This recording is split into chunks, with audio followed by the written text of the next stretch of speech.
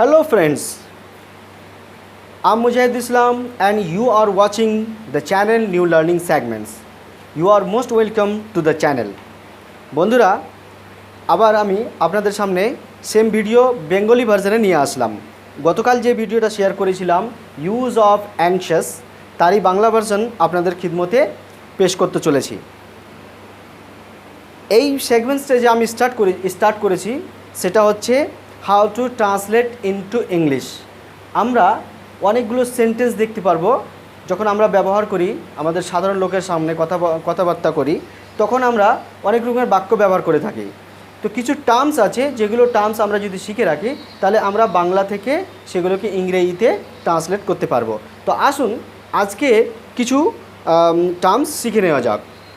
আজকের যেটা টার্মস হবে সেটা যদি বাংলাতে থাকে যে সে তার স্বাস্থ্য নিয়ে খুব উদ্বিগ্ন, তাহলে এই উদ্বিগ্ন শব্দটা যখন আসবে তখন আমরা ইংরেজিতে কিভাবে ট্রান্সলেট করব এটা আজকে জানব।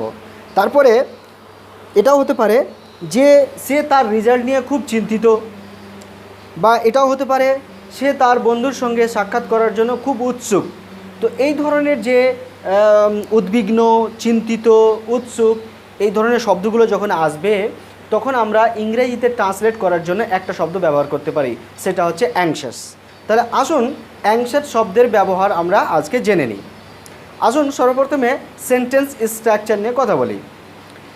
আমরা জানি যখনই আমরা ইংরেজিতে সেন্টেন্স স্টার্ট করি লেখা তখন আমাদের সর্বপ্রথমে সাবজেক্টের প্রয়োজন পড়ে। তো এইখানে অ্যাংশাস যখন ব্যবহার করব তো সর্বপ্রথমে আমরা সাবজেক্ট ব্যবহার করব। এবার যখন প্রেজেন্ট টেন্স মিনিং নিতে চাইব তখন ইজ, আর, এম ব্যবহার করব। ঠিক এটা যদি আমি পাস্ট টেন্সে ব্যবহার করতে চাই তাহলে ওয়াজ অ্যান্ড ওয়ারের ব্যবহার করব।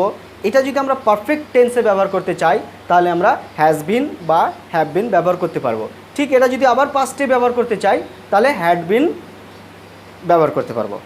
তো বন্ধুরা, এর সেন্টেন্স স্ট্রাকচার হচ্ছে কি, সর্বপ্রথমে সাবজেক্ট, তারপরে হচ্ছে helping verb is, are, am, was, were, তারপরে has been, have been, had been এগুলো ব্যবহার হবে। তারপরে দ্বিতীয় হবে কি অ্যাংশাস। অ্যাংশাসের পরে আমরা টু ব্যবহার করলে তারপরে আমরা ভার্ব ব্যবহার করব। যদি অ্যাংশাসের পরে আমরা ফর অথবা অ্যাবাউট ব্যবহার করি তাহলে তারপরে আমরা নাউন ব্যবহার করব। তো আশা করি এই পয়েন্টটা ক্লিয়ার হয়ে গেছে। তো আসুন এই মিনিংগুলো বুঝে নিই। এখানে যে অ্যাংশাস মানে দেয় সেটা হচ্ছে কিউরিয়াসের মিনিং দেয়, অর্থাৎ উদ্বিগ্ন। চিন্তার মানে দেয় চিন্তিত, উৎসুক, কৌতূহলের মানে দেয়। এবার আসুন এই সব অ্যাংশাসের ব্যবহারগুলোকে আমরা এক্সাম্পল দিয়ে বুঝে নিই। সর্বপ্রথম সেন্টেন্স আমি আপনাদেরকে এক্সাম্পল হিসেবে ধরলাম, আম অ্যাংশাস অ্যাবাউট ইয়োর হেলথ। এটা বেঙ্গলিতে ট্রান্সলেট হবে আমি তোমার স্বাস্থ্য নিয়ে খুব উদ্বিগ্ন। I'm anxious about your health, আমি তোমার স্বাস্থ্য নিয়ে উদ্বিগ্ন। দ্বিতীয় এক্সাম্পল দিতে চলেছি, you are anxious to visit America. তুমি আমেরিকা ভিজিট করার জন্য খুব উদ্বিগ্ন। You are anxious to visit America, তুমি আমেরিকা যেতে উদ্বিগ্ন। He is anxious for your help, সে তোমার হেল্প করার জন্য উৎসুক, মানে কৌতূহল। আরও আমরা সেন্টেন্স ব্যবহার করতে পারি, এটাকে পাস্ট টেন্সও ব্যবহার করতে পারি।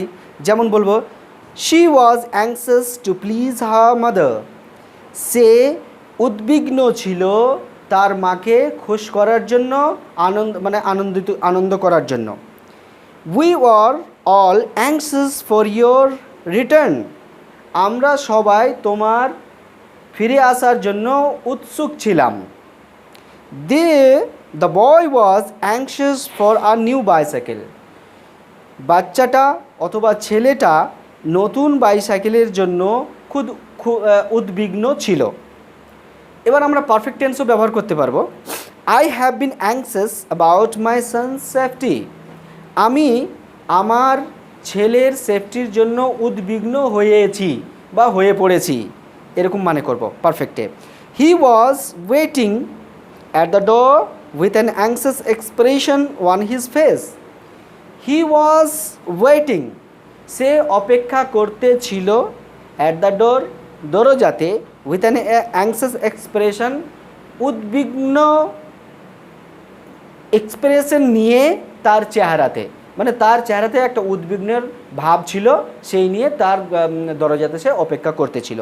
তো বন্ধুরা, আশা করছি যে আপনারা এই পয়েন্টগুলো বুঝতে পেরেছেন। ইউজ অফ অ্যাংসিয়াস হচ্ছে কি, উদ্বিগ্ন হওয়া, চিন্তিত হওয়া অথবা উৎসুক হওয়া। যখনই আমরা বেঙ্গলি থেকে ইংরেজিতে ট্রান্সলেট করব তখন আমরা অ্যাংসিয়াস ব্যবহার করব। অ্যাংসিয়াসের ব্যবহার, অ্যাংসিয়াসের পরে টু ব্যবহার করব, অ্যাংসিয়াসের পরে ফরও ব্যবহার করা যাবে এবং অ্যাংসিয়াসের পরে অ্যাবাউটও ব্যবহার করা যাবে। অ্যাংসিয়াসের পরে যদি টু ব্যবহার করি তাহলে ভার্বের ফার্স্ট ফর্ম তারপরে অবজেক্ট ব্যবহার করব। ঠিক তেমনি যদি অ্যাংসিয়াসের পরে ফর ব্যবহার করি অথবা অ্যাবাউট ব্যবহার করি তাহলে আমরা তারপরে যে কোনো নাউন ব্যবহার করতে পারি। তো আশা করি বন্ধুরা আপনাদের সবাইকে এটা বুঝাতে পারলাম। ঠিক আমি এইভাবেই প্রতিদিন আপনাদের কাছে একটা একটা করে নতুন শব্দ নিয়ে আসতে থাকবো, যার দ্বারা আপনাদেরকে আমি হেল্প করব যে বেঙ্গলি থেকে অথবা উর্দু বা হিন্দি থেকে আপনি ইংরেজিতে কিভাবে ট্রান্সলেশন করবেন। তো আশা করি বুঝে আসলে অথবা কোনো রকম কমি থাকলে আপনারা আমাকে কমেন্ট করে বুঝাবেন এবং আমাকে হেল্প করবেন যে যেন আপনাদের আরও ভালোভাবে গুছিয়ে আপনাদের সামনে